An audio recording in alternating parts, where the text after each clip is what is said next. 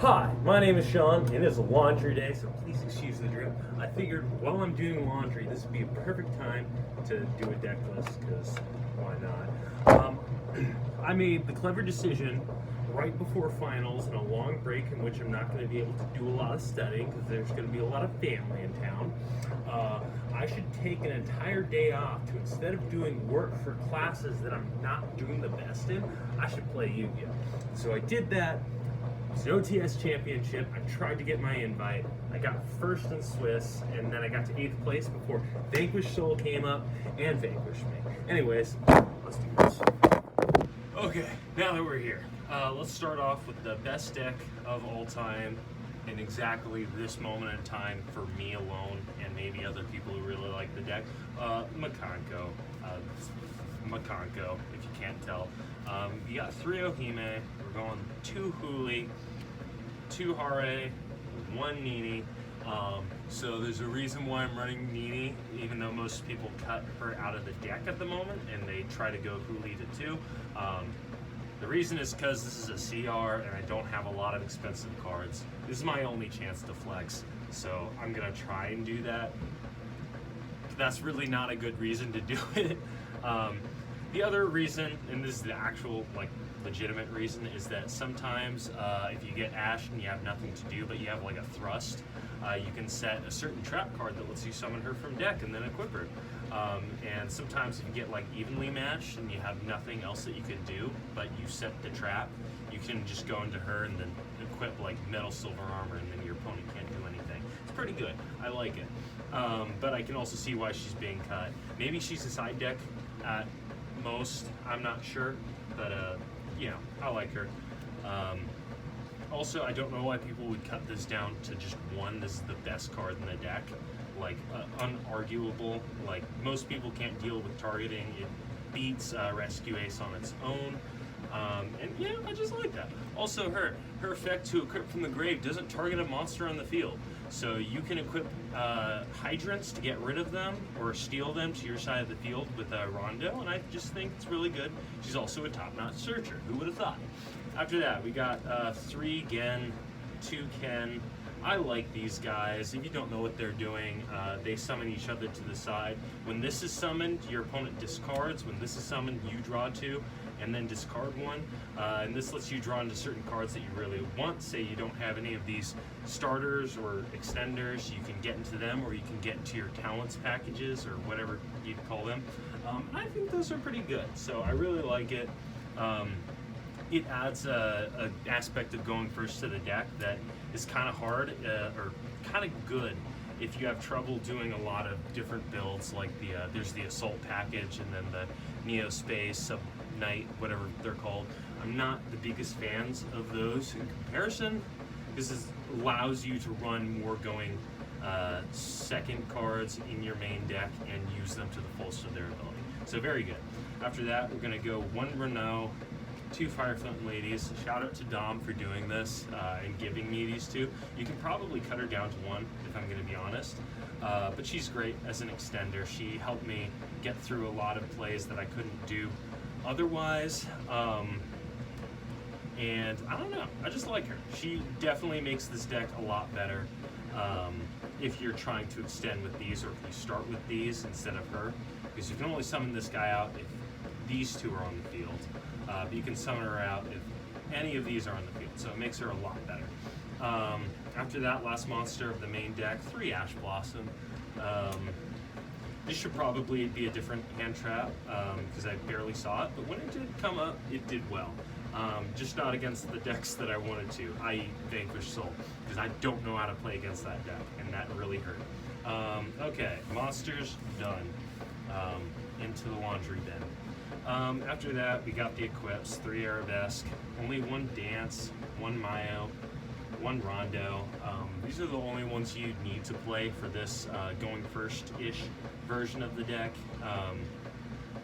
You know, I feel bad cutting down to 1 of this, because going with 2 is great in the pure going second version, especially if you're playing with like Lava Golem. Same kind of thing with Maya Washidori. You only need 1, but having 2 is really good in situations like that. because just if this one gets hit, you have another one. Probably better to have it too in a format where they banish your deck, i.e. Runic or Kashtira, but luckily those aren't doing a lot right now, so I'm pretty good with that. Let's see, I'm gonna organize this a little better. Last equips, we have Metal Silver Armor, Durandal, Axe of Fools. Great card. I cited it out a few times though, it made me cry. This is a great card, I never cited this out. This basically FTKs any deck that needs to target stuff. It beats Vanquish Soul, because they have to target monsters on their side of the field to summon out other monsters. It beats Unchained, because now they can't target any of their monsters or fiends on the field, which is really cool. And it helps with the Rescue Ace matchup, because they can't use any traps on you. I really like it. This is just another Searcher, so pretty good. And those are the equips. After that, we have 2 Ceremony.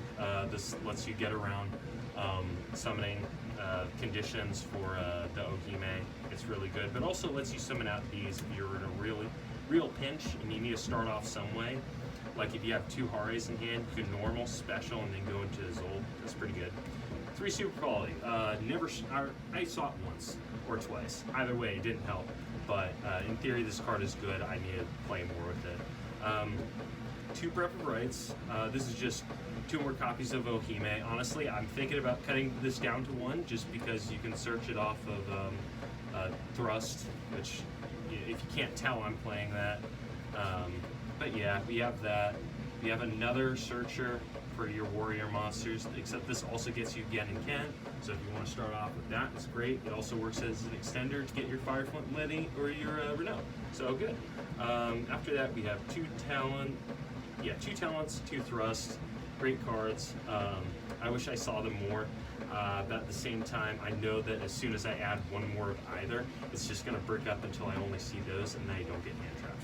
After that, we have Spirit Walk, which is great. It's a burn card. It steals things, gets them off the field.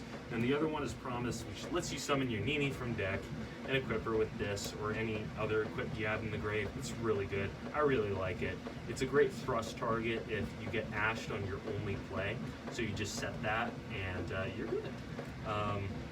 You know what's not great to do though? Thrust into a talents, realize your opponent doesn't have a monster in the field, and then set the talents. That happened. My brain was mush, honestly. But yeah, that's it for the main deck. I'm gonna put this all over here. Laundry pile. After that, we have the extra deck. This is a Guilty Gearfried, so pretend that it is that. Then we have Isolde, we have Appaloosa, Access Code, Celine, Hida. Didn't come up ever. I wish this came up more. Also didn't come up, although I played matchups where it should have come up, i.e. Infernoble and Rescue Ace. It's just every time I had the opportunity to do the greatest play of all time, i.e. steal Guilty Gearfried, I didn't have a fire monster on the field, so that was great. After that, we have 1 SP. Thank you, Nate, for letting me borrow this. You are the best, and I love you. After that, we have more super poly targets. Never played against Vanadium, so it didn't come up. Never played up against anything that needed me to come up with that. This is the only one I summoned. Honestly, there are not a lot of like Xenolock decks at the moment. Rivalry is really good against stuff like this, so you know, for the same reason, Super Poly, he's probably your best target that you come out with. Because also, if you do this, declare fire and your opponent had, like, against Vanquish Soul, I'm going to say this, I lost to Vanquish Soul, but I'm just going to bring this up because he mentioned this was a good play before he then destroyed me, was making this fire, so now he can't do any targeting shenanigans. It's kind of like that with Metal Silver. Really good. After that, we have a small Zeus package. You got the Zeus, you got the Phantom Knight, didn't make either. After that, we have Herald. This is great. It's Omni Negate, but it also lets you search out your ritual monsters. Made them once. It was great. And then the end-all be-all best cards in the extra deck. It's these. You might be saying, oh, Sean, you're trying to lock people? No. You see, this is for making right before you get into Birud and lose the game, which is crazy. And then this is for making to attack for game when your opponent has 1,100 life points. Both real stories from the event. You know, I like it. Side deck, 3 Lava Golem, best card. Better than Kaiju's, honestly. I really like it because most boards are putting up 2 monsters at the very least. Droll. I wish I saw this more, but I didn't. Nibiru. Put this in a few times, never saw it, so that was sad.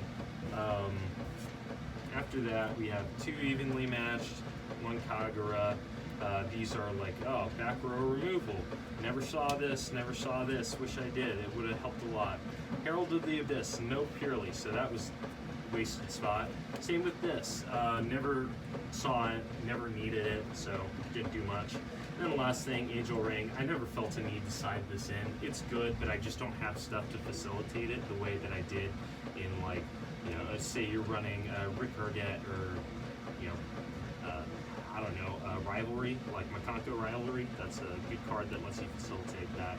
But I just didn't have any of those, so I didn't feel a need to side it in. Besides, this kind of put in the work for matches where I needed this more than others. So, big fan of that. And yeah, I think that's the deck. It was good. I like it a lot.